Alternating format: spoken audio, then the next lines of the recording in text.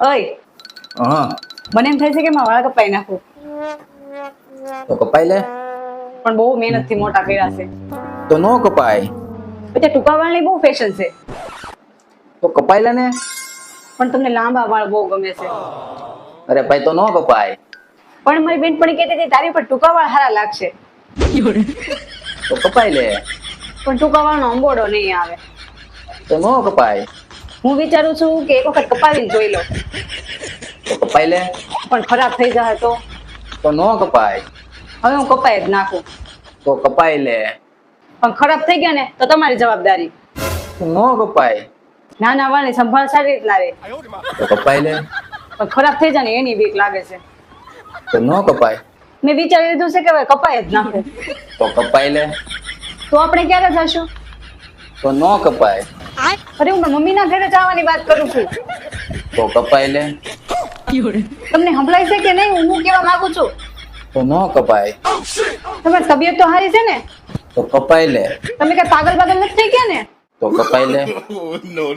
તો નો કપાય. તો કપાઈ લે. તો નો કપાય.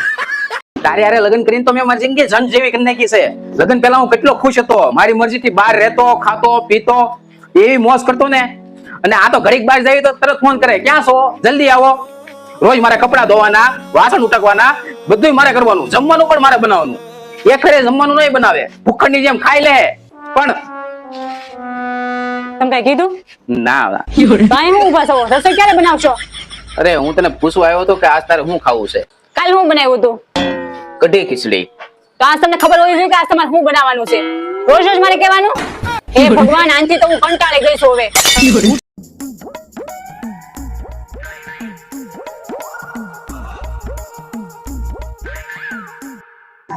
આરતી, શાકમાં મીઠું ઓછું છો બેટા. ઉભા રહો, મગાઈ લઉં. ઓય રસોડામાં મીઠાનો ડબ્બો લઈ આવો તો. ઘડીક તો મને શાંતિથી બેહવા દે. જાવ છો કે હું ઊભી થાવ? ઊભી રહું, જાઉં છું.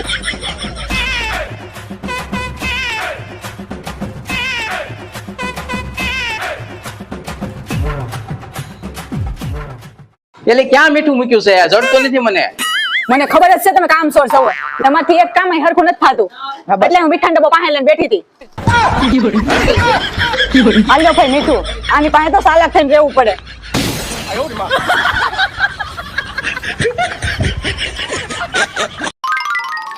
હારું, તારો લોહીનો રિપોર્ટ આવી ગયો છે. શું આવ્યું રિપોર્ટમાં? રિપોર્ટમાં આવ્યું છે તારું લોહી બહુ ઓછું છે. અરે બાપરે, હવે શું થાય મારું?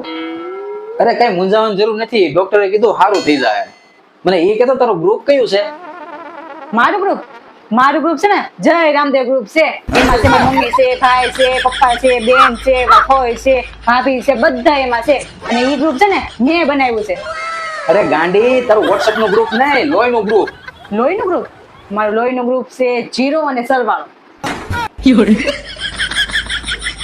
અરે એને ઓ પોઝિટિવ કહેવાય ગાંડી. હા ભાઈ ઈ જ છે, આવ્યા મોટા ભણેશ્વરી.